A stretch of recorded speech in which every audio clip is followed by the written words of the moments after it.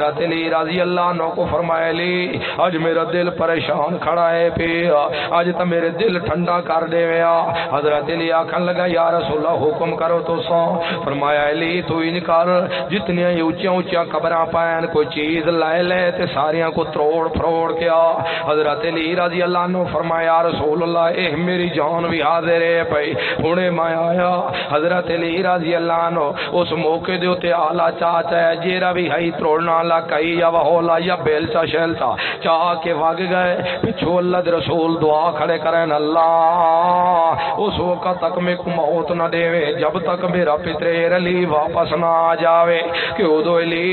واپس آسی تے میں ویکساں